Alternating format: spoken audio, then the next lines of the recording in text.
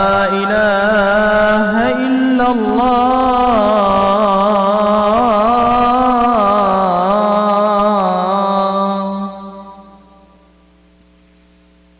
أشهد أن محمدًا رسول الله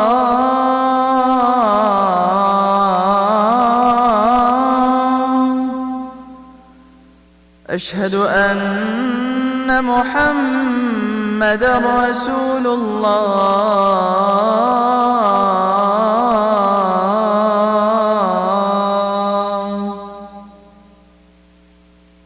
حي على الصلاة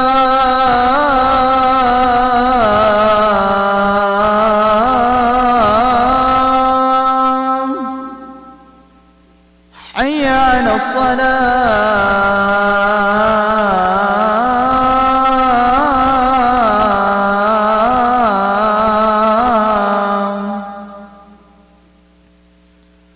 حي على الفلاح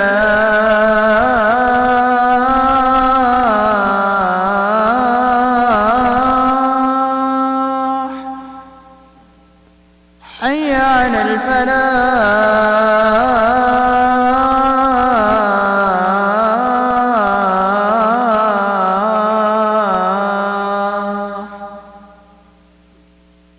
الله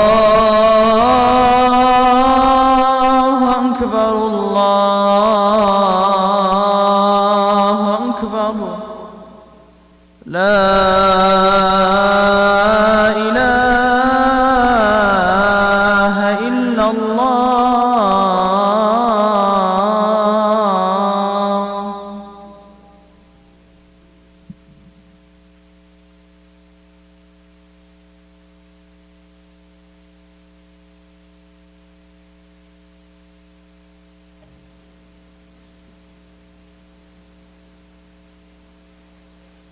بسم الله الرحمن الرحيم الحمد لله رب العالمين اللهم صل على سيدنا محمد وعلى آل سيدنا محمد وبارك وسلم اللهم بارك على محمد وعلى آل محمد كما باركت على إبراهيم وعلى آل إبراهيم إنك حميد مجيد. My respected brothers, elders and students in Islam, young and sisters, Assalamu alaikum wa rahmatullahi wa barakatuh. Today I wanted to quote a statement of a great Sahabi of Rasulullah sallallahu alaihi wasallam, a few statements and some beautiful golden advices that he gave so that we can benefit from these words. عن حسان بن عتية أن أبا درداء رضي الله تعالى عنه كان يقول.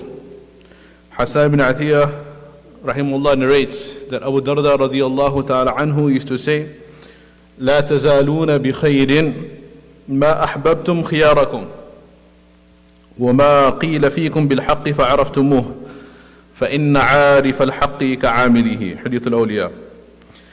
Abu Darda radiyallahu anhu used to say that لا تزالون بخير, your muashara, your society, your culture, your community will continue to prosper and will be on the right track and will be progressing towards Allah subhanahu wa ta'ala as long as you have these two attributes, two qualities.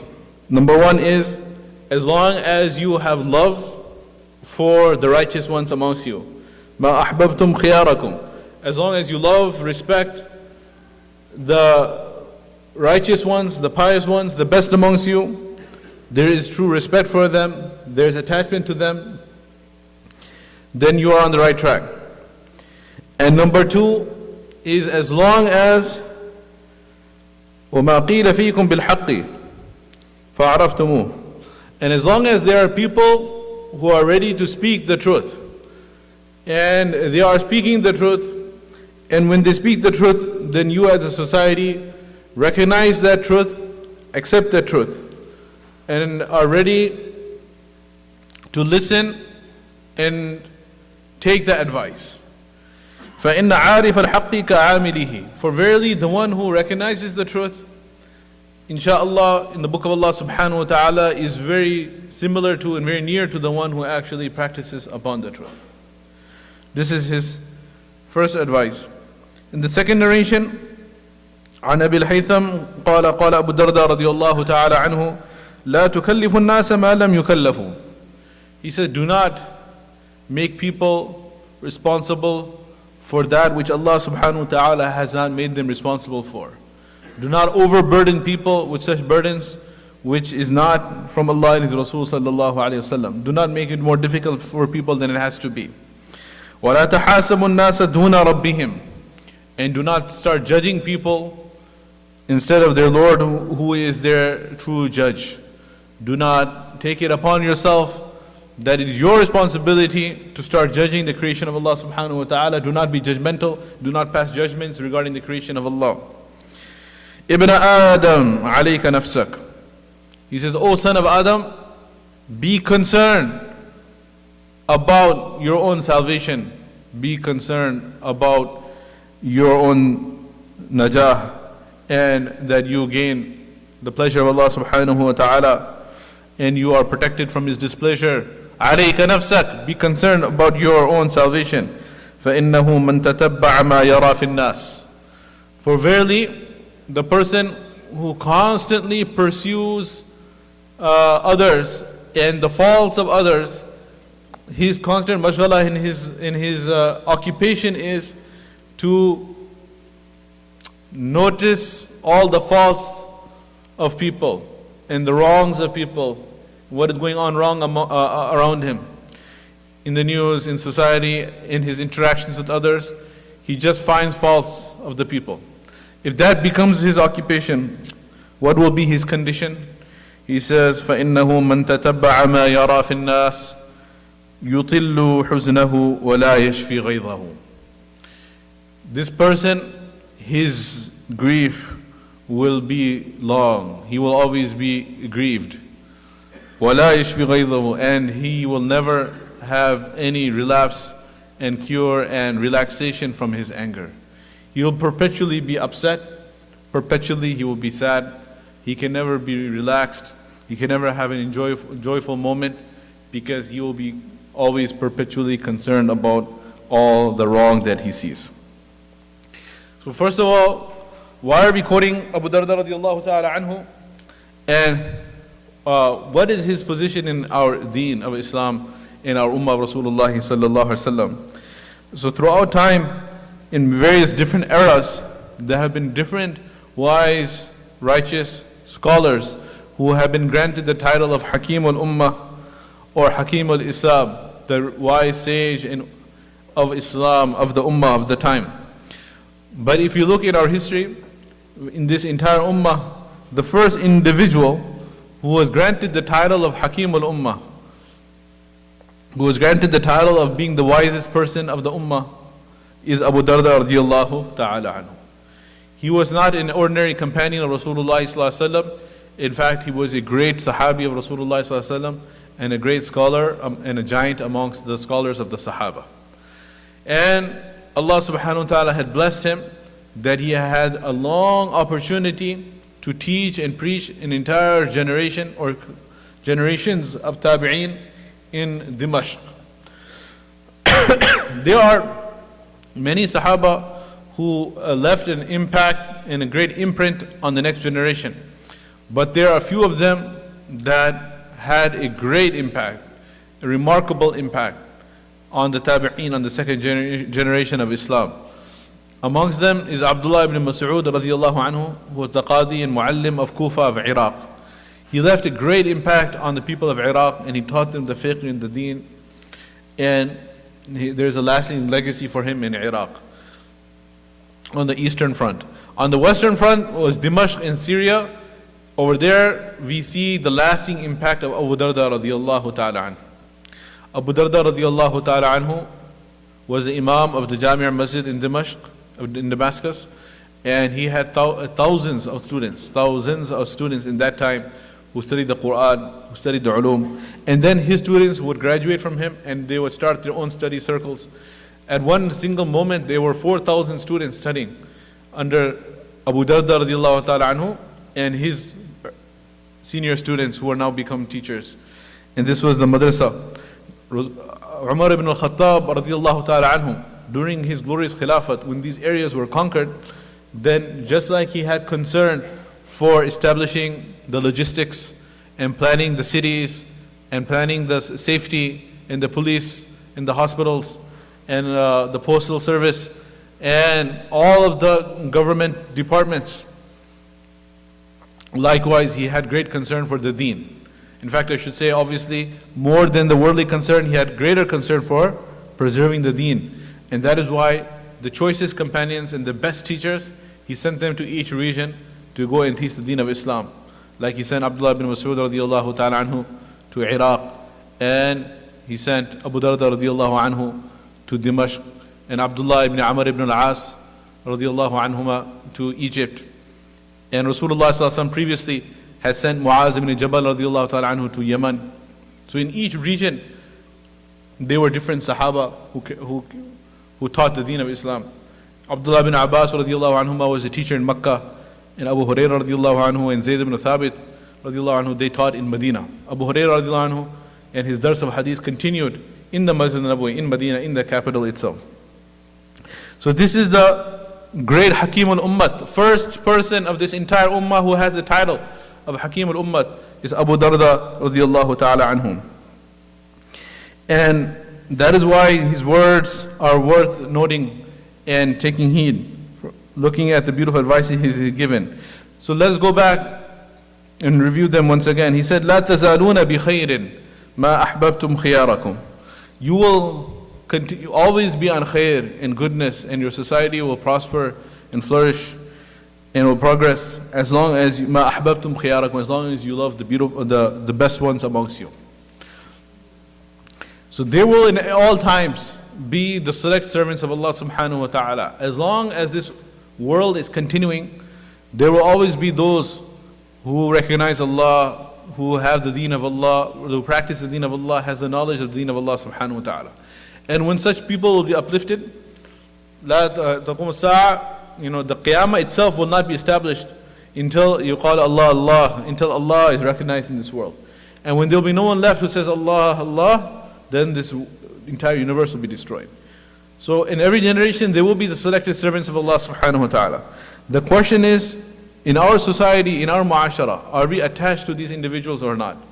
Do we have love of such people or not?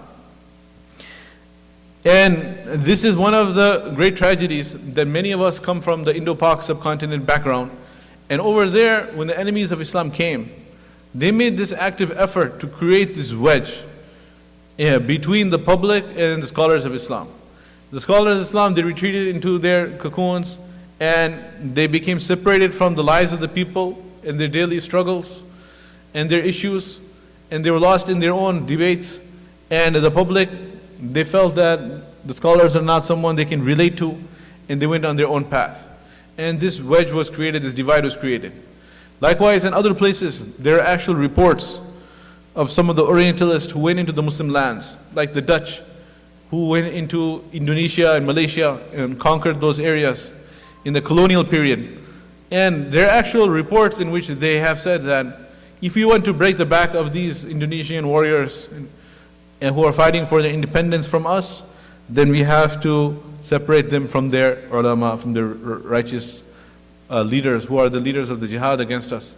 So actually, they were all captured, and then they were taken as political prisoners and put on exile in Cape Town in the 1600s on the edge of the African continent. So they wanted to separate the ulama from the awam, the scholars from the public. As long as these righteous leaders were there, they were not able to overcome the Indonesians. So this is an alama, an indicator of the situation of how much the society is on khair or on shar. And this is an opportunity for us to reflect over our condition. That do we have that attachment to the Ahlul Khair, the people of taqwa, the people of ilm, the people of deen or not? If we find that attachment, we find an inclination, we find that respect, we find that love, and that we seek out their company, we enjoy sitting in their majalis, alhamdulillah, we should thank Allah subhanahu wa ta'ala. This is a sign of the goodness of our own heart. Na'udhu billah, may Allah forbid, if we cannot stand their company do not enjoy their talks of the deen, and we turn away from such gatherings, then this is a very negative sign. Rasulullah sallallahu alayhi wasallam has said in Sahih Muslim, a narration, Al-arwahu junudun mujannada. All of the souls had gathered together like armies. They were clustered together in the alam al-arwah, in the realm of the souls, before they came into this world. فَمَا تَعَارَفَ مِنْهَا اِعْتَلَفَ فَمَا تَنَاكَرَ مِنْهَا اِخْتَلَفَ. And those that got to know one another and met one another, they struck up conversation in the world of the souls. They will love each other in the worldly life. Right? This is a hadith, Sahih hadith of Muslim. And those souls that they did not get along in the alam al-arwah, they turned away from each other, then in the worldly life as well, they will not enjoy each other's company. They will not be able to get along. Sometimes in marriage counseling, we see these cases where there is absolutely no tangible, concrete, objective objection that the partner has regarding the other partner, but they just say, we cannot stand their company. There's no way I can just continue to live with this person. It's very sad, very tragic. Especially it's greater tragedy when one of the partners perhaps loves the other partner. And it's a one-way love. One-way love does not work. It has to go both ways. So that is very sad. When we see that happening, one partner loves the other partner, but the other partner says that I just cannot stand your company. What is it? فَمَا تَنَاكَرَ مِنْهَا اِخْتَلَفَ. Perhaps in this realm of the souls, they did not have a good beginning. So having love for righteous people is a sign of righteousness. And not enjoying the company of righteous people is a sign of wretchedness, shaqawa, badbakhti. May Allah Ta'ala protect us from that. And worse than that is if a person has the attitude of always finding faults in righteous people. Because all human beings by default have faults, have sins, make mistakes, make errors. That's what it means to be human. To err is human, as is commonly said. So if we are going to be searching for those faults and finding those faults and mentioning to others those faults, and this becomes our occupation, then we will never be able to take guidance from anyone. We have to develop the attitude that خُذْ مَا صَفَى دَعْ مَا كَدِرْ. Take what is good, take what is beneficial, and then ignore that which is wrong, ignore the bad parts. Learn how to turn a blind eye to when we see other faults. In fact, a dua that is taught is Allahumma astur uyuba muallimi anni. Oh Allah, hide the faults of my teacher from me. Because if I begin to see the faults of my teacher, then my heart might be turned away and I will not be able to benefit from him. Is he 100% false, 100% batil, 100% wrong, 100% teaching false ideology? Of course, then you should not adopt such a teacher. But if the teacher is teaching good, but has personal failings, then if you go after those personal failings and reject the entire teachings of that teacher, then that would be a mistake. And if we follow the faults of people, what did Rasulullah ﷺ say about this in Sahih Muslim? Rasulullah ﷺ said, إِذَا قَالَ رَجَلُ هَلَكَ النَّاسِ فَهُوَ أَهْلَكُهُمْ. The Rasulullah ﷺ said, the one who is always speaking bad about society, about the people. Look, the people are committing this sin. Look, the people are committing that sin. Look how shameless they have become. Look how indecent they have become. Look how they have lost all respect. Look how they are corrupted. Look how the children are like today. You're always just talking negative. Man qala halak an-nas, who says the people are halik, people are destroyed. Fawa ahlakuhum, he is the biggest loser himself. Rasulullah ﷺ used a superlative degree. He said, ahlakuhum, the greatest halaka in destruction is for the one who is always saying everyone else is on halaka.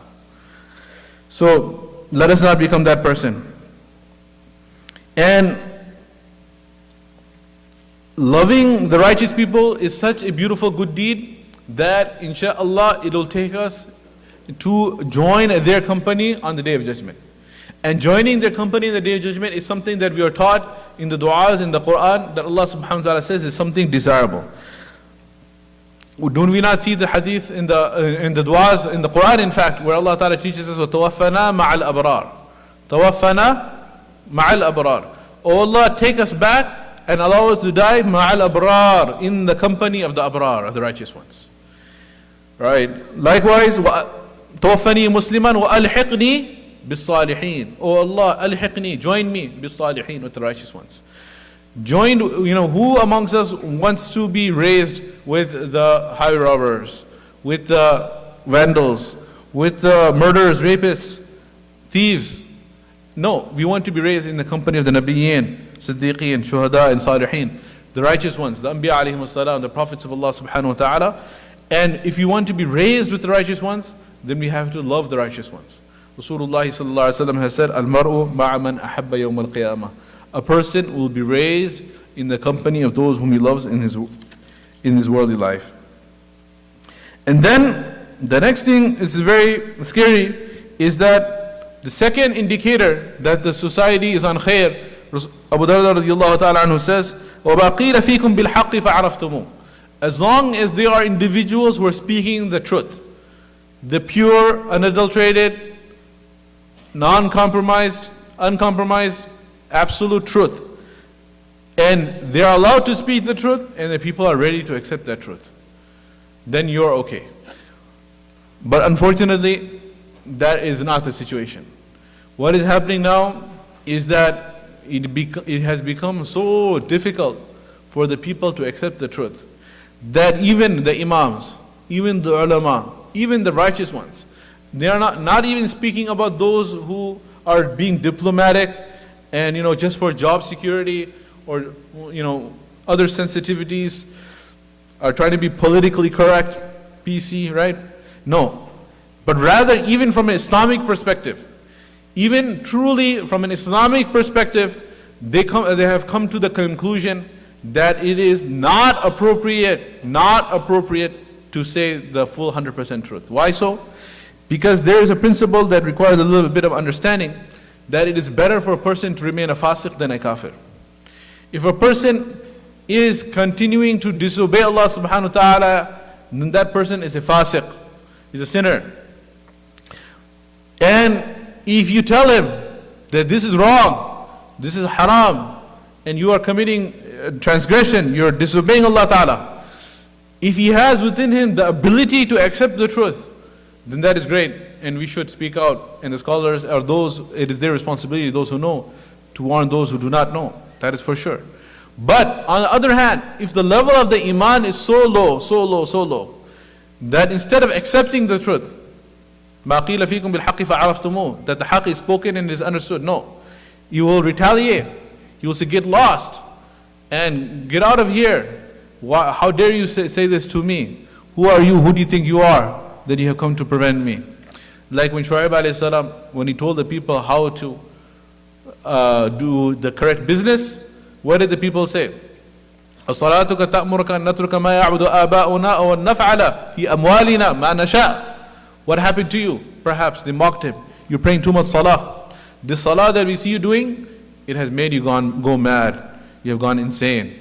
You think now that you have the right to tell us مَا نَفْعَلَ فِي أَمْوَالِنَا مَا نَشَاءُ, that we can do with regards to our money what we wish. We cannot do regarding our own money what we wish. This is our money. We can earn it the way we want. We can spend it the way we want. Now, what is wrong with you? You think you have a right to tell us how to earn and how to spend. Who gave you that right? So this was the retaliation of the Qawm Shu'aib alayhi salam. So this is what's happening. So that is why the scholars have said that there are certain conditions. There are certain conditions when it becomes wajib and necessary to make nahi anil munkar, to prevent that which is wrong. And if those conditions are not fulfilled, then it is not wajib to prevent the wrong. It is not wajib to prevent the wrong. If you prevent the wrong and it's going to create a huge division amongst the society and create a civil war and big arguments and fights, it is permissible to let that wrong slip by without preventing it. This is even proven from the Quran. When Musa alayhi salam came back and he caught Harun alayhi salam and he grabbed his hair and his beard. With one hand he grabbed his the hair on his head, and the other hand he grabbed his beard. Started shaking his brother Harun. So Harun alayhi salam, he did not say, "Oh my brother," but rather he took the wasta and he took the name of the mother to soften the heart of his brother. He said, "Yabna umma," in Surah Taha, "Yabna umma," oh the son of my mother. It's a complex word. Ibna umma. It's a murakkab idafi, possessive phrase, son of my mother. He could have just said, "Ya akhi," oh brother. But he said, "Oh my mother, oh the son of my mother," to remind him of the softness of the mother. "La ta'khudh bi-lihyati wa la bi-ra'si." Please let go of my beard and let go of my hair on my head. "Inni khashitu an taqula farraqta bayna bani Israel." I was afraid.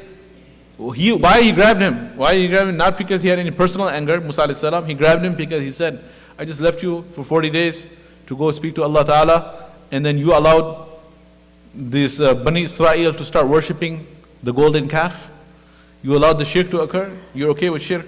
So he said, "Inni khashitu," I was afraid, "an taqula farraqta bayna Bani Israel," that you're going to say that you created a division amongst the Bani Israel. وَلَمْ تَرْقُبْ قَوْلِي, and you did not take care of my words to keep the tribe united, or the 12 tribes united of Bani Israel. So, he, not permanently, but for temporarily he tolerated the shirk. Wait till Musa alayhi salam comes back. Because if he started a whole crusade against that, or crusade is a bad word, whole mission against that, then it would have led to a division and a civil war. So likewise, if people do not have within them the ability to accept the truth, then you do not even have to prevent them. In fact, you have, what do? Just let them go to hell, na'udhu billah, go to hell, na'udhu billah. That's not the attitude. What is the attitude? The attitude is first create within them the desire to accept the truth. Create within them, that's the first thing. We have to make the effort on iman so that they have the desire to understand the truth. Desire to protect themselves from batil and falsehood and wrong and haram. Once that desire is created, then you teach. This is the way Rasulullah ﷺ did. This is the way the Quran was revealed. This is the way the Makki ayat came, then the Madani ayat came. In the Meccan era, the iman was created. The ability to accept the truth was created. And once that ability was created, they had the hope of Allah, they had the desire for the akhirah, they believed in Allah, tawheed, risala, akhirah. These three concepts were firmly entrenched in the Meccan period. Then all the ahkam and the rulings, injunctions came in the Madani period. So, if we find that the ulama are not necessarily speaking out about every single thing that's haram, otherwise we could have a session every week, you come and hear about everything haram we're doing. How popular will that be? That will not really go far. So the thing is, we need to create within us the ability to understand the truth, the ability to accept the truth, rather than just speaking about what is wrong. And that is what Imam Hakim al-Ummat Abu Darda radiallahu ta'ala anhu is saying here.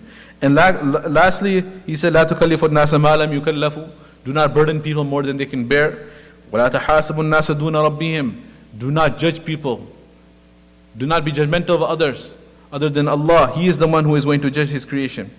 Ibn Adam alayka nafsak. Oh son of Adam, be concerned about your salvation. فَإِنَّهُ مَنْ تَتَبَّعَ مَا يَرَى فِي النَّاسِ.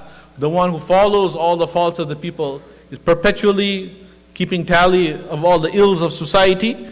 His condition will be يُطِلُّ حُزْنُهُ. His grief will be unending grief. Perpetual grief, وَلَا يَشْفِ غَيْظُهُ. Perpetual anger. He will never be calm. So, there is a correct balance that has to be achieved. One is, I'm worried about myself, I could care less about entire society. This is wrong. Why is this wrong? Because of so many ayat, so many hadith that talk about having concern for the guidance of mankind. And the hadith, one hadith comes that there was a person, Rasulullah said, Allah Ta'ala sent Jibreel, go اقلب علي مدينة كذا, go turn over that city so and so, turn it over, pick it up and turn it upside down, like you flip a pancake or patty. So flip the whole city upside down. The Jibreel alayhi salam said, Ya Allah, inna abdaka fi fulan lam ya'sika tarfata ayn. There is a so and so slave of yours, he never disobeyed you for a blink of an eye. Allah Ta'ala said, start with him. Start with him and then the rest of the town. Because لم يتمعر في قَطُّ أو كما قال, that his face never had any wrinkle or frown and concern about the society around him. He had no concern about all the wrongs around him. So we have to have concern. We have to, there are so many hadiths about that. مَنْ رَأَ مِنْكُمْ مُنْكَرًا, if you see a sin, فَلْيُغَيِّرْهُ بِيَدِهِ, stop it with your hand. فَإِنْ لَمْ يَسْتَطِعْ, if you do not have the ability, then فَبِلِسَانِهِ, with your tongue. فَإِنْ لَمْ يَسْتَطِعْ, if you do not have the ability to speak out with your tongue, فَبِقَلْبِهِ, then regard it to be an evil in your heart. وَذَلِكَ أَضْعَفُ الْإِيمَانِ, this is the lowest level of faith. So having the concern is important. And speaking out against wrong, if the conditions are fulfilled, is important. However, at the end of the day, we are going to be asked about our own a'mal. We are not going to be asked about others' actions. Allah Ta'ala tells Rasulullah sallallahu alaihi wasallam, do we have more responsibility than Rasul sallallahu alaihi wasallam? Impossible. Rasulullah sallallahu alaihi wasallam had the greatest responsibility. Allah Ta'ala tells him, لَسْتَ عَلَيْهِمْ بِمُسَيْطِرٍ مَا أَنْتَ عَلَيْهِمْ بِحَفِيظٍ, you are not responsible for them. مَا أَنْتَ عَلَيْهِمْ بِجَبَّارٍ وَمَا أَنْتَ عَلَيْهِمْ بِوَكِيلٍ. So many different ayat. You are not going to be asked regarding their actions. If they persist in shirk, persist in wrong things, you're not going to be asked about all their sins. You're going to be asked if you did your job. And part of your job is to invite towards truth. Part of your job is to prevent evil. If you invited towards truth, you prevented evil, you did your job, you will be successful. If they accept, that is good for them. If they do not accept, they reject, that is bad for them. You will not be tested. You will not be tested based on their actions. You will not be asked regarding them. Allah subhanahu wa ta'ala says, لَهَا مَا كَسَبَتْ وَلَكُمْ مَا كَسَبْتُمْ. Other nations, other people, they will face that which they earned. You will face that which you earned. وَلَا تُسْأَلُونَ عَمَّا كَانُوا يَعْمَلُونَ. You will not be asked what others do. So keep your concern about others to the point that you have to fulfill your responsibility, but be particular about your own salvation. عَلَيْكُمْ أَنفُسَكُمْ لَا يَضُرُّكُمْ مَنْ ضَلَّ إِذَا اهْتَدَيْتُمْ. Allah subhanahu wa ta'ala says in the Quran as well. May Allah subhanahu wa ta'ala give us the ability to practice these advices and to love the khair, the people of khair, and to be able to accept the truth, love the people who speak the truth, and when the truth is spoken, to swallow our ego and to accept it. This is a sign that we are on the right path. And not to judge others and not to take stock of others, but rather judge ourselves and be ready to face the court of Allah subhanahu wa ta'ala on the day of Qiyamah. Wa akhiru da'wana alhamdulillah rabbil alamin.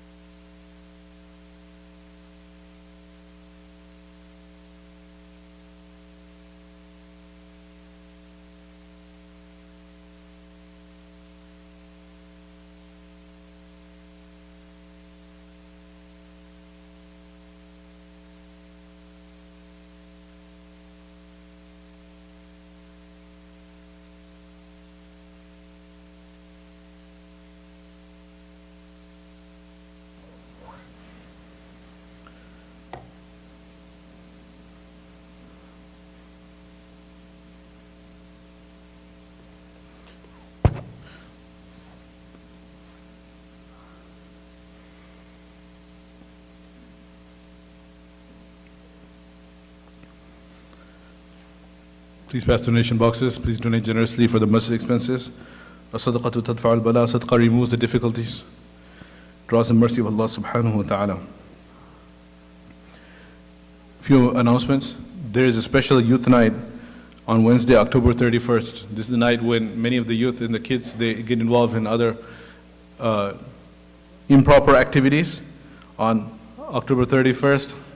So inshallah, to keep them otherwise positively engaged, from 5:50 p.m. Maghrib to 8 p.m. We are excited to announce that we started this last year and it was a big success. There was a lot of children that came here, boys and girls. We'll be hosting a youth night for all the brothers and sisters in the community on Wednesday, October 31st. Why is in the middle of the week? It should be very obvious. If it is not, then do not worry about it. There will be many activities, snacks, refreshments, and more. Our monthly seminar is going to be on November 9th at 7:30 p.m. Isha Salah with Mawlana Imran Salam, another new Ustad here at Dar es Salaam. He'll be speaking about the tafsir of Surah Al-Duha in depression. And please note the new Jumu'ah timings. We have 2 Jumu'ahs. If you are unaware, we've been having this 1:30 and this 2:30. But from November 9th, we will have, this one will remain at the same time, but we'll have an additional one. First Jumu'ah at 12 o'clock, first adhan, followed by the English talk, and 12:30 will be the second adhan, followed by Arabic khutbah and salah. 12 o'clock, 12:30 will be the first Jumu'ah from November 9th onwards. And the second Jumu'ah will be this one, 1 to 1:30. And lastly, join us for Team Fajr every Saturday morning at Masjid Dar es Salaam. We have Fajr Salah in Jama'ah in the morning du'as and brief reading from Imam Ghazali's Bidayatul Hidayah, followed by breakfast for the brothers. And perform Ishraq Salah and enjoy the breakfast. Jazakumullah.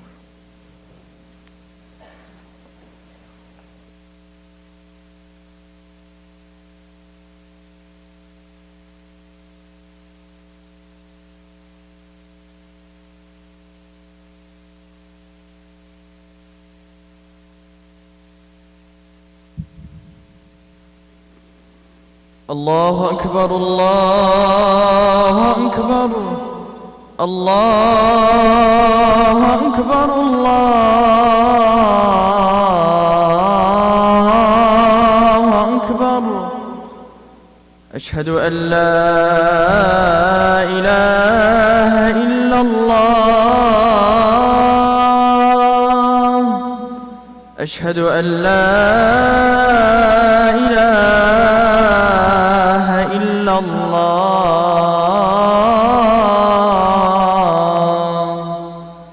أشهد أن محمدًا رسول الله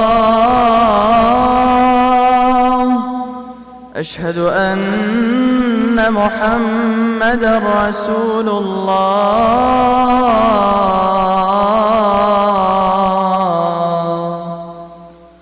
حي على الصلاة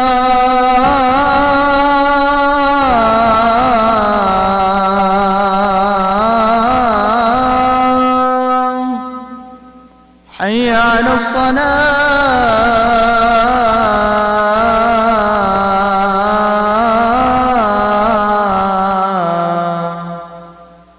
حي على الفلاح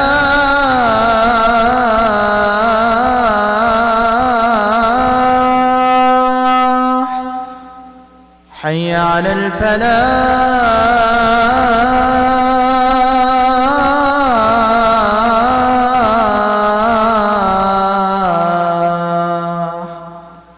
الله أكبر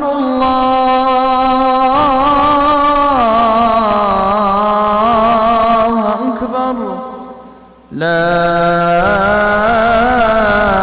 إله إلا الله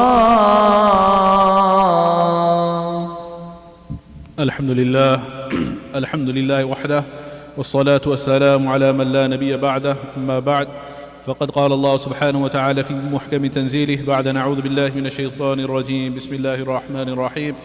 يا أيها الذين آمنوا اتقوا الله حق تقاته ولا تموتن إلا وأنتم مسلمون واعتصموا بحبل الله جميعا ولا تفرقوا واذكروا نعمة الله عليكم إذ كنتم أعداء فألف بين قلوبكم فأصبحتم بنعمته إخوانا وكنتم على شفا حفرة من النار فأنقذكم منها كذلك يبين الله لكم آياته لعلكم تهتدون. بارك الله لنا ولكم في القرآن العظيم ونفعنا وإياكم بما فيه من الآيات والذكر الحكيم. أقول قولي هذا واستغفر الله لي ولكم ولسائر المسلمين فاستغفروه إنه هو الغفور الرحيم.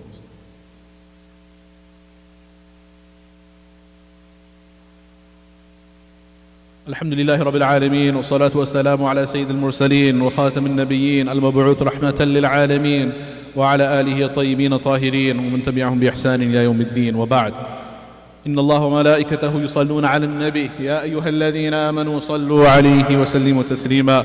اللهم صل على محمد عبدك ورسولك، وصل على المؤمنين والمؤمنات والمسلمين والمسلمات، وبارك على محمد وأزواجه وذريته، وارض اللهم عن خلفاء الراشدين أبي بكر وعمر وعثمان وعلي، وعن سائر الصحابة والتابعين برحمتك يا أرحم الراحمين. اللهم اغفر للمؤمنين والمؤمنات والمسلمين والمسلمات الأحياء منهم والأموات إنك سميع قريب مجيب الدعوات. عباد الله رحمكم الله، إن الله يأمر بالعدل والإحسان وإيتاء ذي القربى وينهى عن الفحشاء والمنكر والبغي يعظكم لعلكم تذكرون. اذكروا الله العلي العظيم يذكركم وادعوه يستجب لكم ولذكر الله أكبر الله يعلم ما تصنعون. وأقيموا الصلاة. Please straighten the rows. Please fill in all the gaps.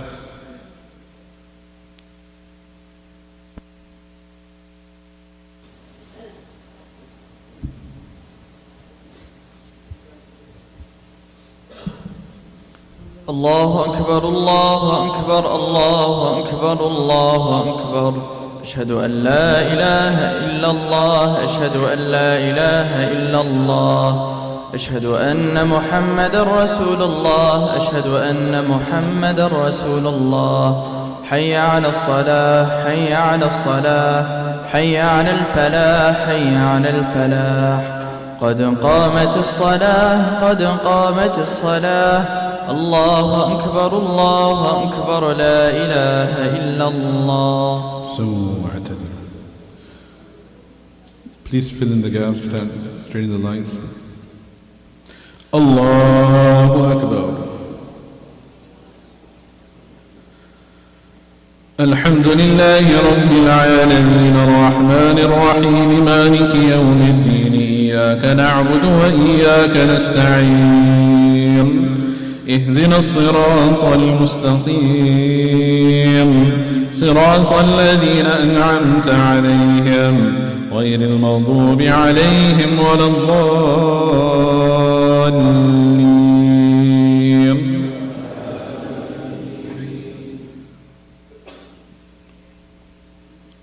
والضحى والليل إذا سجى ما ودعك ربك وما قلى، وللآخرة خير لك من الأولى، ولسوف يعطيك ربك فترضى. ألم يجدك يتيما فآوى، ووجدك ضالا فهدى، ووجدك عائلا فأغنى. فأما اليتيم فلا تقهر، وأما السائل فلا تنهر، وأما بنعمة ربك فحدث. الله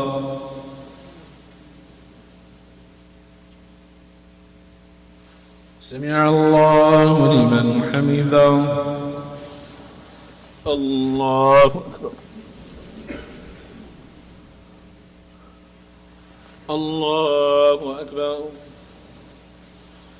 الله أكبر.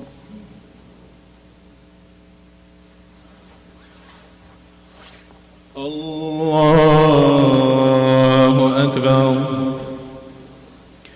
الحمد لله رب العالمين الرحمن الرحيم مالك يوم الدين، إياك نعبد وإياك نستعين، اهدنا الصراط المستقيم، صراط الذين أنعمت عليهم غير المغضوب عليهم ولا الضالين.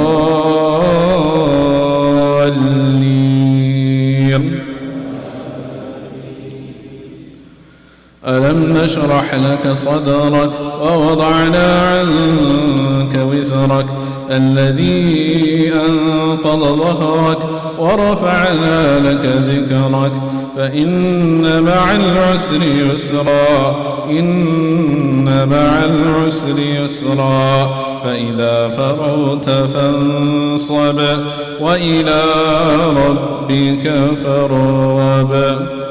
الله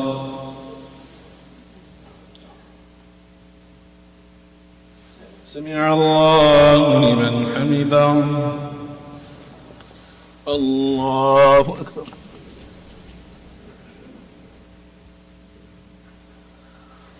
الله أكبر. الله أكبر.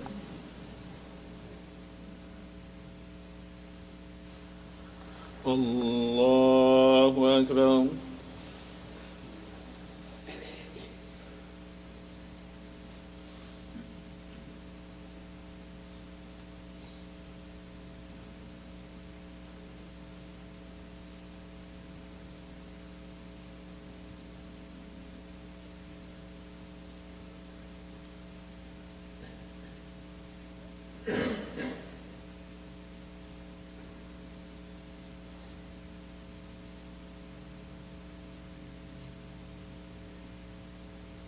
السلام عليكم ورحمة الله. السلام عليكم ورحمة الله.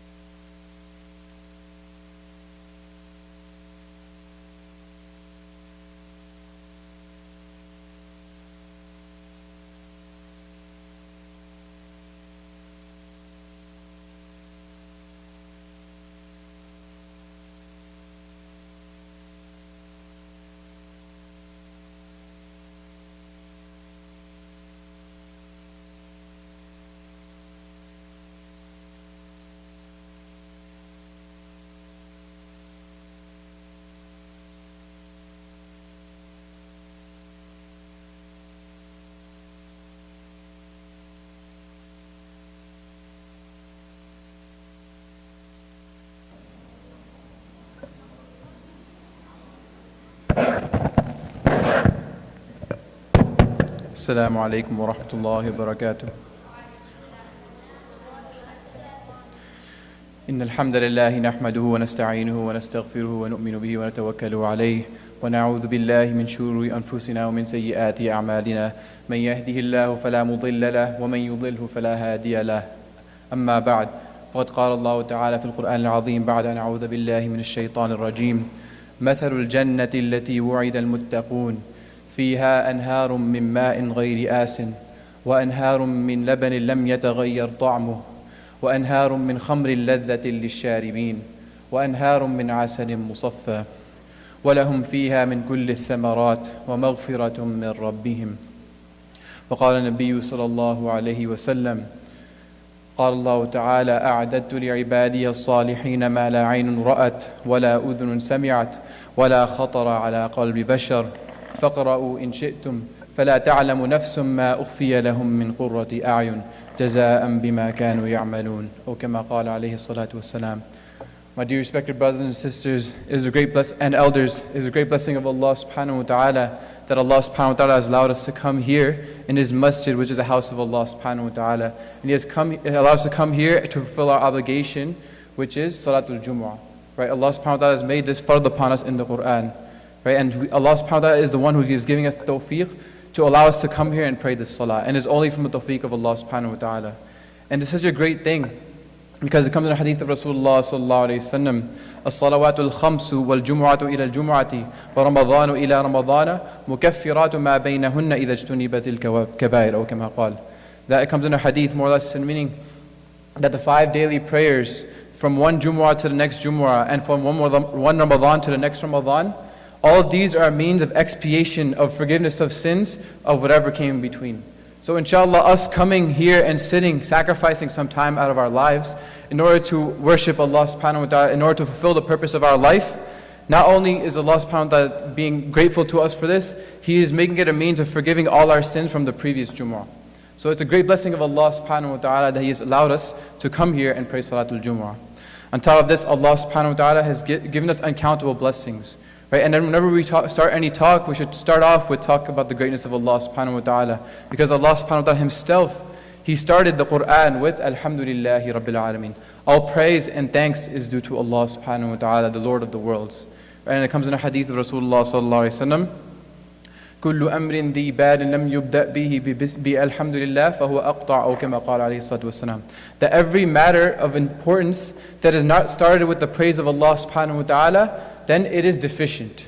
So every time we start, we should start talking about the greatness of Allah subhanahu wa ta'ala and praise Allah subhanahu wa ta'ala. So Allah subhanahu wa ta'ala has given us uncountable number of blessings, as He says in the Quran, وَإِن تَعُدُّوا نِعْمَةَ اللَّهِ لَا تُحْصُوهَا. If you were to try to count the blessings of Allah subhanahu wa ta'ala, you would not be able to count them. Right? We can go on for days and days, and our entire lives, we're just counting the blessings of Allah subhanahu wa ta'ala, but we cannot be able to count them. Right? Just start off with our own bodies. Right? How Allah subhanahu wa ta'ala has given us health. You go to the hospital, you'll see millions and millions of different sicknesses. You know, that's why it takes so long for a person to become a doctor, because they have to study all these different illnesses and how they can get better.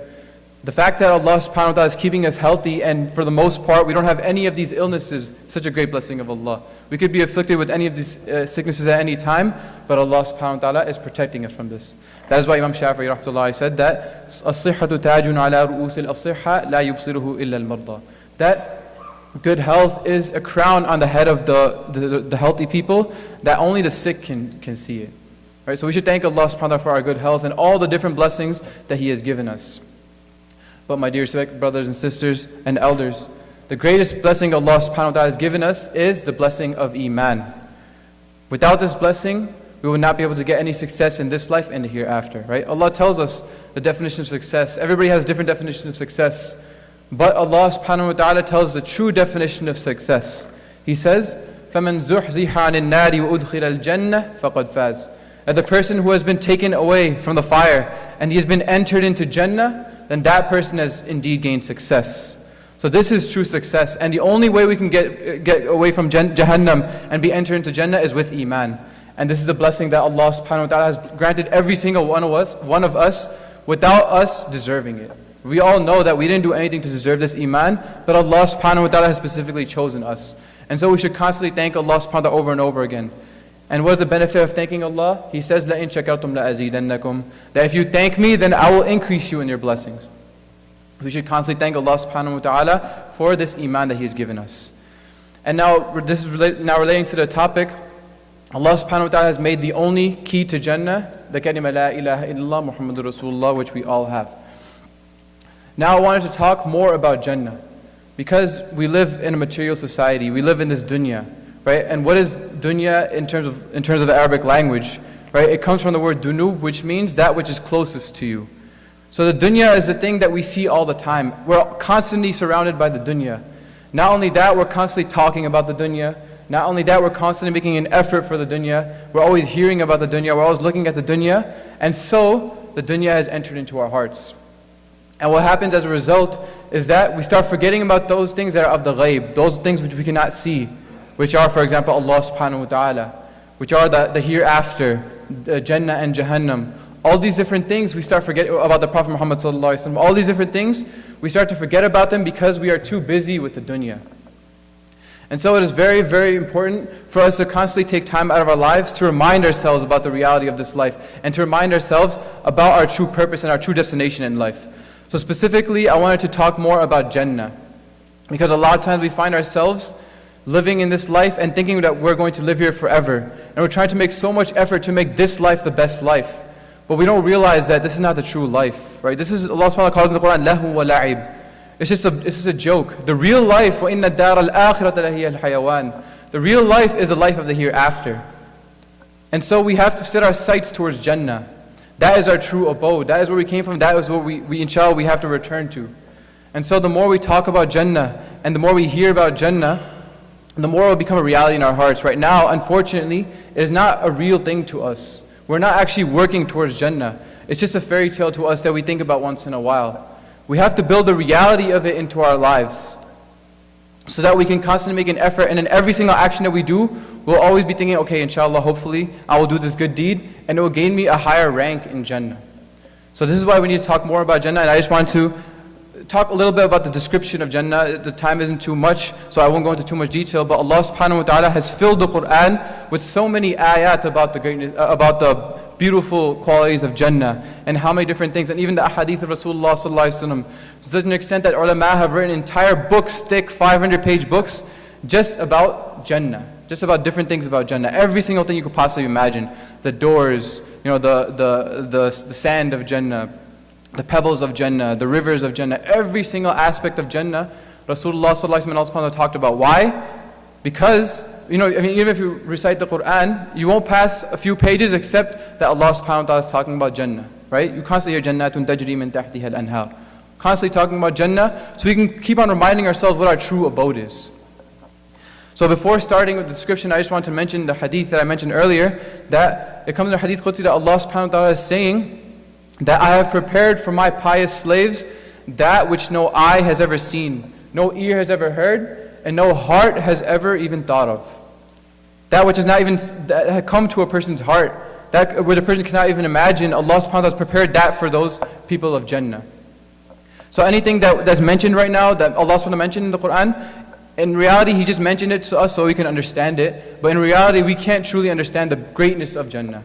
But obviously we need to have some sort of examples, so that's why Allah subhanahu wa ta'ala gave us examples in the Quran.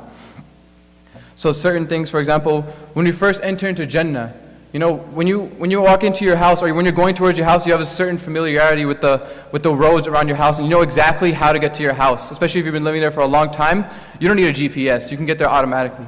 Same thing with Jannah. Allah says in the Quran, وَيُدْخِلُهُمُ الْجَنَّةَ عَرَّفَهَا لَهُم, that He will enter them to Jannah, and He has made Jannah familiar. He has made them acquainted to it already. And it comes in the tafsir of this ayah that when a person enters into Jannah, he will already know the way to his house. He won't need any GPS or anything like that. He already know the way to his house as if he's been living there forever. And he will go and he will see his house. And obviously the palaces and the houses are also described in great detail. I won't go into too much detail. Some descriptions that are mentioned that غُرَفٌ يُرَى ظَاهِرُهَا مِنْ بَاطِنُهَا وَبَاطِنُهَا مِنْ ظَاهِرُهَا, that there will be such rooms that you'll be able to see from the outside and the outside from the inside. And the dust, the dirt of it will be made from saffron, right? And the dirt will be made from musk. and the bricks of it will be made from gold and silver. These are things which you can't even imagine, right? Sometimes we hear about things like, oh, the prince of so-and-so Arab country has like a toilet made of gold or something like that. And we're amazed, like, wow, he has a toilet made of gold. But imagine entire houses, entire palaces made of gold and silver. These are things that Allah subhanahu wa ta'ala has prepared for us in Jannah. Right? And also, constantly whenever we hear in the Quran, Allah subhanahu wa ta'ala also always talks about the rivers of Jannah. So He says, Jannatun tajri min tahtiha al-anhar, beneath which rivers are flowing. Right? The gardens beneath which rivers are flowing. So what type of rivers are these? And why does Allah subhanahu wa ta'ala mention rivers first of all? Whenever you see any sort of water, it has a beautiful sight, and naturally we have a tendency to love these beautiful, to see these sights as beautiful. For example, the Chicago skyline. Why do people flock from all over to see it, even though New York skyline is better? But why do people flock towards Chicago to come see the skyline? Because you have Lake Michigan, you have the water next to it, which enhances the beauty of the skyline itself. Why do people always want a waterfront house? Why is the dream to buy a waterfront house? Because it's a beautiful sight. Right? And recently I experienced this more when I was hiking one time in Colorado. We were hiking in the mountains. And the scenery was already beautiful. All of a sudden we came across a clearing, and there was a giant lake. And everybody was just shocked. Their breath was taken away about how beautiful it was. The scenery was still exactly the same, but the only difference was that we came across a lake. So this water naturally has a beautiful aspect to it that every single person is drawn towards it. So that's why that's one of the reasons why Allah subhanahu wa ta'ala mentioned rivers over and over again, because it's beautiful. And not only that, we will be able to drink from these rivers as well. Allah subhanahu wa ta'ala mentioned in the Quran, there will be 4 types of rivers, right? From water which will never change, and from water that will never change, right? مِن مَاءٍ غَيْرِ آسٍ وَإِنْهَارٌ مِن لَبَنٍ لَمْ يَتَغَيَّرْ طَعْمُهُ, and rivers of milk which will never become expired. Today we buy milk, after 10 days it's done, right? It's going to be sour. But that milk will never become sour, never become expired. وَأَنْهَارٌ مِّن خَمْرٍ لَذَّةٍ لِلشَّارِبِينَ, and rivers of alcohol, rivers of wine that will be tasteful to the person who drinks it. Even alcohol in this world, most of the time it's not even tasty, as people can tell you who've drank alcohol. Most of the time it's not even tasty. People just drink it because they want to get drunk, they want to get out of their senses. But the wine, the hereafter, it won't have the bad qualities, it will only have the best qualities, right? And it will be tasty to for the person who drinks it. And that brings me to another point, that a lot of times in this world, Allah subhanahu wa ta'ala has told us to stay away from certain things. And these are things which we really want to do. Right? For example, relationships before marriage. For example, alcohol. For example, all these different things that Allah subhanahu wa ta'ala is for men to stay away from silk, to stay away from gold, all these different things. Right? All these things Allah subhanahu wa ta'ala has told us to stay away from this dunya. But the beauty of it is we have something to look forward to. Right? We have to stay away from it for the short amount of time that we are in this world. Maybe 30, 40, 50, 60, 70, maximum 90, 20, 100 years. You have to stay away from these things for a small amount of time. But in Jannah, everything that we stayed away from in this dunya, we will be able to get it in the hereafter. And that's the beauty of it. That's why Allah specifically mentions alcohol, which He has made prohibited. He specifically mentions that we will have that in Jannah. And that's why He mentions specifically silk for men, that everybody will be wearing beautiful clothing made of silk.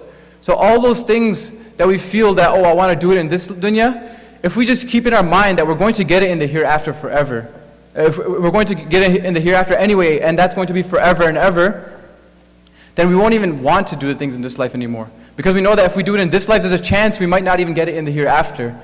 Unless, inshallah, if we do it in this life, we shouldn't feel hopeless. We should do tawbah and turn to Allah subhanahu wa ta'ala, and hopefully He'll grant it to us in the hereafter as well. But we don't want to take that chance. So this is why Allah subhanahu wa ta'ala tells us about all these different things in the Quran. And the last river that Allah subhanahu wa ta'ala tells about is Asalim Musaffa, the purest of all honey. Right? It doesn't have any beeswax inside that honey, it's all completely pure. Right? And so there's so many different aspects of Jannah. Unfortunately, we're almost out of time. I won't be able to mention it in too much detail. So I just wanted to mention a few things that sometimes some thoughts that come to our minds when we start thinking about Jannah. One thing we start thinking about is we're going to be there forever and ever and ever. Won't we get bored?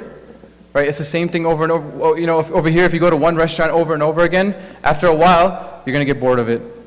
Even if it's the best food you've ever tasted in your life, you eat it for a week straight, you're completely tired of it. Right? And you can give that example for anything. Right? So won't we get bored of it, and won't we want to move on to something else? No. Because The beauty of Jannah is that the blessings of Jannah will always be increasing more and more and more and more. So we'll never ever, we won't even think about getting tired of it. Because it'll always get better, so how could you possibly get tired of it? And also Allah subhanahu wa ta'ala, He's our creator. Sometimes people think that, in Jannah, what if all these different things that Allah's mentioned, I don't really want these things. Right? Some of these things, like, okay, it's not that big of a deal. Like, if somebody's never tasted alcohol before, why would they actually even want alcohol? Right? It's not that big of a deal. But Allah subhanahu wa ta'ala is our creator. He knows us best. So He knows what we will want, and He will give us whatever we want.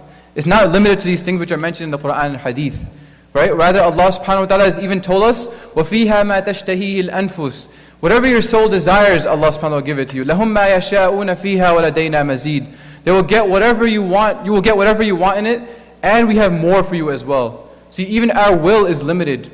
We don't even know the best thing that we could possibly want. The highest thing we can think of, Allah subhanahu wa ta'ala will give us even higher than that in the hereafter. Allah subhanahu wa ta'ala knows us best. And He also tells us in the Quran, لَا يَبْغُونَ عَنْهَا حِوَلًا, that they will never want to leave this place. So why are we thinking about these things then? Why are we thinking about wanting to leave in this place? It doesn't even make sense if you think about it. Why would you want to leave a place in which the blessings are going to increase over and over and over and over again forever? So these are things that we should contemplate and always think about in our minds. We should always ponder about Jannah, think about death, think about the hereafter, until it becomes a reality in our hearts. Because right now these things are not a reality in our hearts, and it is evident by the fact that by the way we are living our lives. So in order for these things to become a reality in our hearts, we have to talk about them over and over again. We have to sit in gatherings in which these things are mentioned. We talk about Jannah, we talk about Jahannam, we talk about death, so they become a reality to us, so they're not fake to us. And that's how it was to the Sahaba radiallahu anhum.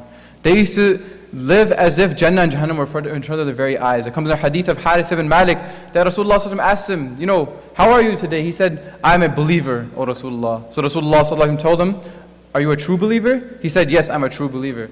So he said, every statement has a reality, every statement has a proof. What is the proof of your iman? He mentioned a bunch of different things, but one of the things he mentioned is that وَكَأَنِّي أَنظُرُ إِلَىٰ أَهْلِ الْجَنَّةِ يَتَزَاوَرُونَ فِيهَا. It is as if I'm looking at the people of Jannah visiting one another in Jannah.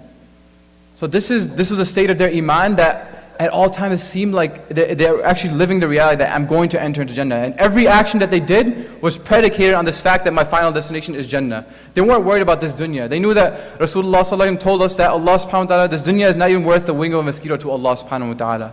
They were more concerned about the hereafter. They knew that if I sacrifice my pleasures, my temporary pleasures in this dunya for a small period of time, then what's to come is going to be way, way better than that. And just to wrap up, one last thing, to show the level of yaqeen that Sahaba radiallahu anhum had in Jannah. There was one Sahabi who asked Rasulullah sallallahu alaihi wasallam about Jannah. And so Rasulullah sallallahu alaihi wasallam recited some ayat from Surah Insan. And Surah Insan is a surah that talks in great detail about, I recommend everybody to read a translation of this surah. It talks in great detail about Jannah and the beauty and the pleasures of Jannah. And so this Sahabi, after hearing this, he passed away. He passed away just from hearing the ayat about Jannah, out of longing. And Rasulullah said after that go and bury your companion, because his intense longing for Jannah has killed him. That's how real these things were to them. So we have to build this reality in our hearts as well. Jannah and Jahannam have to become real to us.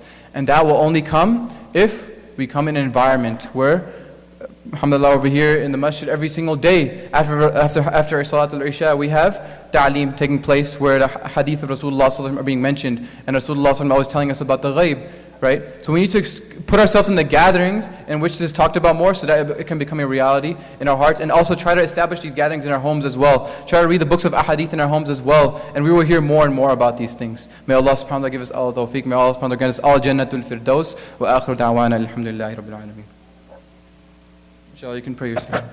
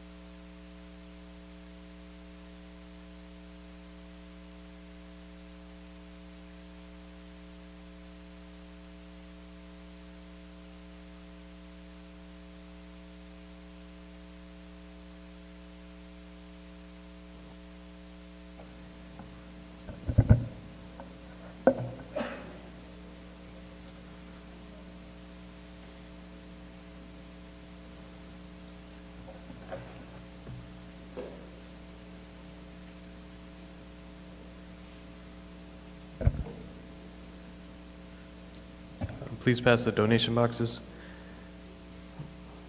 Inshallah, on Wednesday, October 31st, we will be having a youth night. So this is next Wednesday, October 31st from 5:50 to 8 p.m. It will be for all brothers and sisters in the community on Wednesday, October 31st. There will be many activities, snacks, and refreshments. And inshallah, from this, we plan on hosting more youth nights throughout the year, inshallah, at least every month, if not weekly.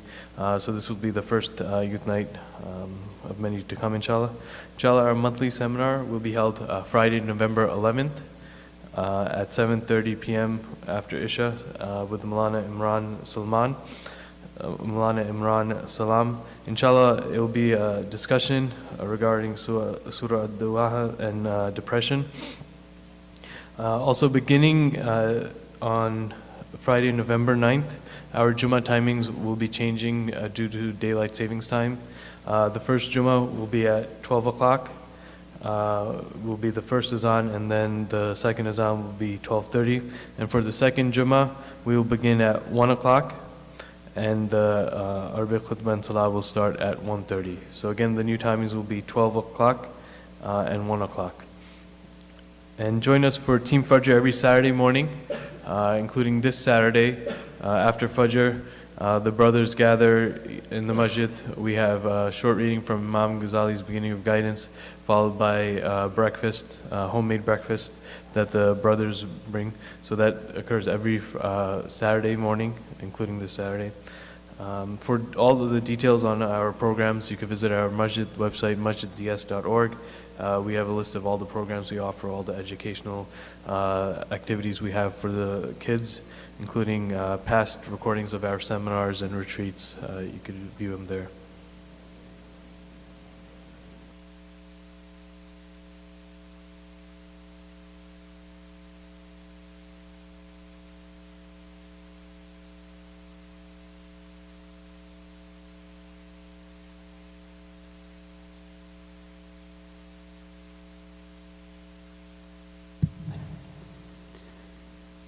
Allahu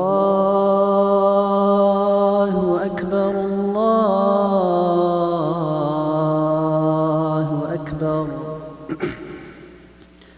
Allahu Akbar, Allahu Akbar. Ashhadu an la ilaha illa Allah.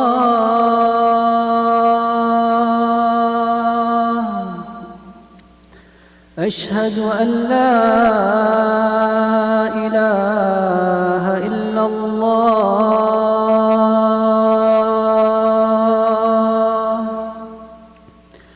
أشهد أن محمدًا رسول الله.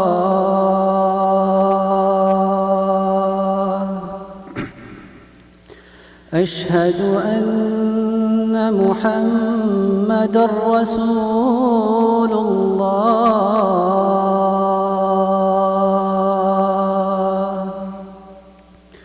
حي على الصلاة.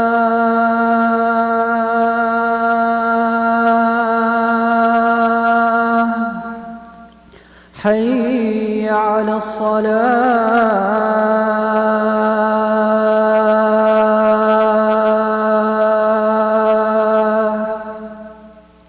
حي على الفلاح.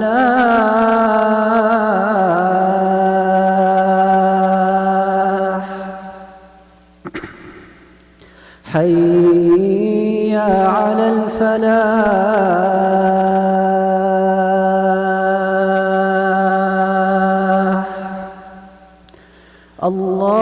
الله أكبر، الله أكبر. لا إله إلا الله.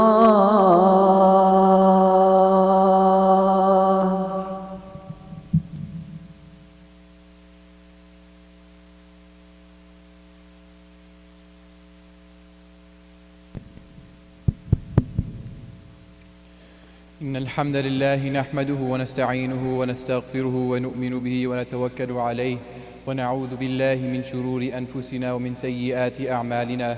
من يهده الله فلا مضل له ومن يضلله فلا هادي له، ونشهد أن لا إله إلا الله وحده لا شريك له، ونشهد أن سيدنا ومولانا محمدا عبده ورسوله.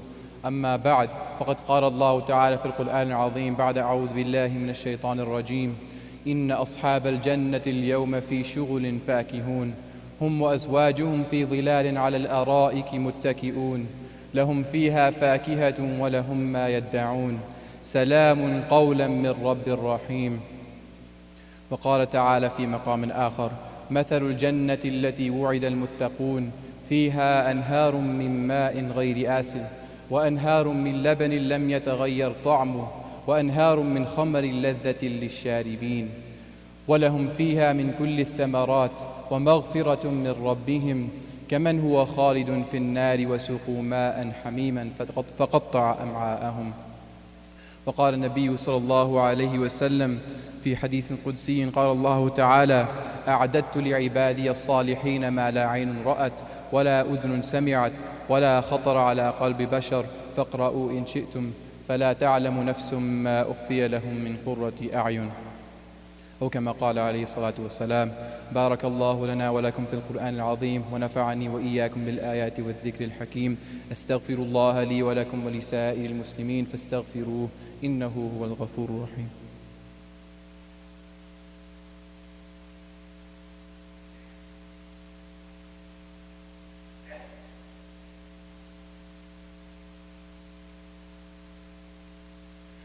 الحمد لله نحمده ونستعينه ونستغفره ونؤمن به ونتوكل عليه، ونعوذ بالله من شرور أنفسنا ومن سيئات أعمالنا. من يهده الله فلا مضل له ومن يضلله فلا هادي له.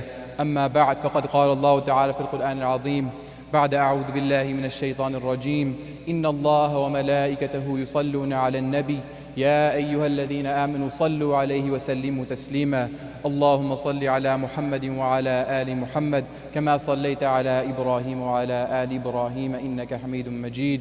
اللهم بارك على محمد وعلى آل محمد كما باركت على إبراهيم وعلى آل إبراهيم إنك حميد مجيد.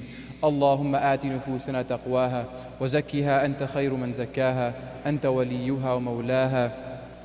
اللهم اهدنا واهد بنا واجعلنا سببا لمن اهتدى. اللهم إنا نسألك رضاك والجنة ونعوذ بك من سخطك والنار. عباد الله رحمكم الله، إن الله يأمر بالعدل والإحسان وإيتاء ذي القربى وينهى عن الفحشاء والمنكر والبغي، يعظكم لعلكم تذكرون. أقيموا الصلاة.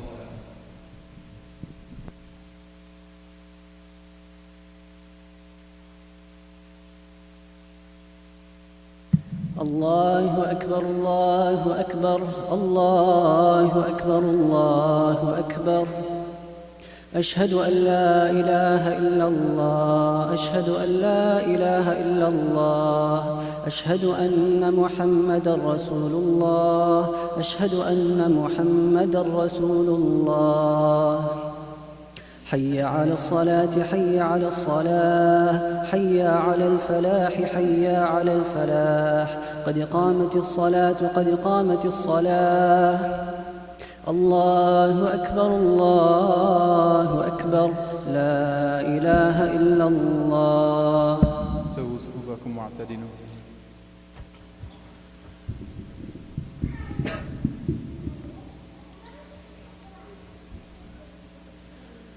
الله أكبر.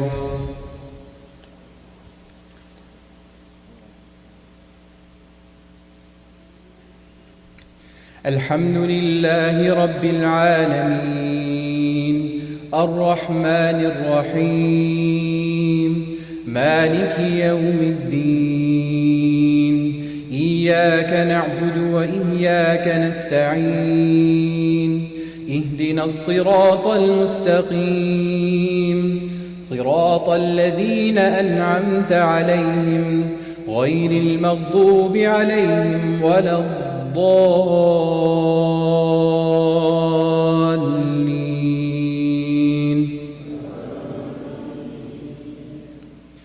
قد أفلح من تزكى وذكر اسم ربه فصلى بل تؤثرون الحياة الدنيا والآخرة خير وأبقى إن هذا لفي الصحف الأولى صحف إبراهيم وموسى.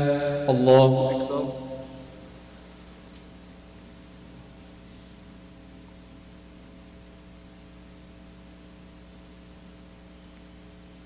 سمع الله لمن حمده. الله أكبر.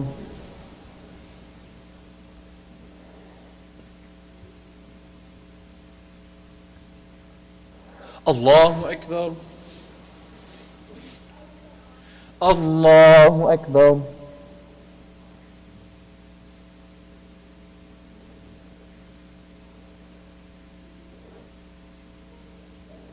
الله أكبر.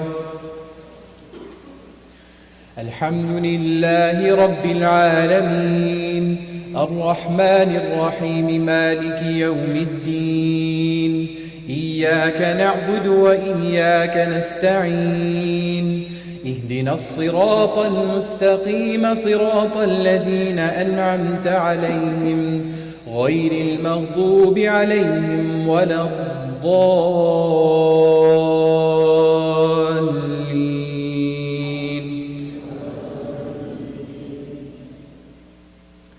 أفلا ينظرون إلى الإبل كيف خلقت وإلى السماء كيف رفعت وإلى الجبال كيف نصبت وإلى الأرض كيف سطحت فذكر إنما أنت مذكر لست عليهم بمسيطر إلا من تولى وكفر فيعذبه الله العذاب الأكبر إن إلينا إيابهم ثم إن علينا حسابهم.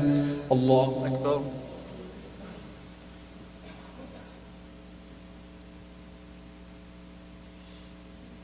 سمع الله لمن حمده. الله أكبر.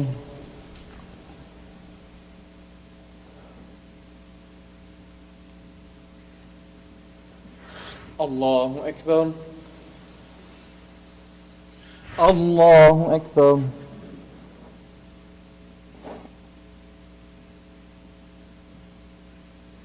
الله أكبر.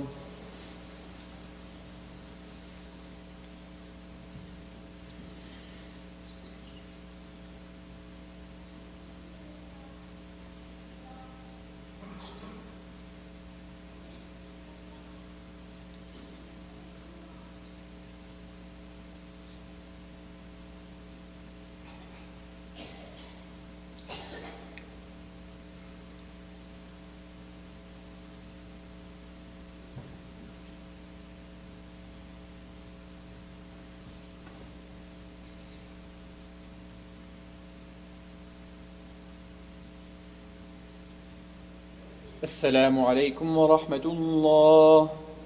السلام عليكم ورحمة الله.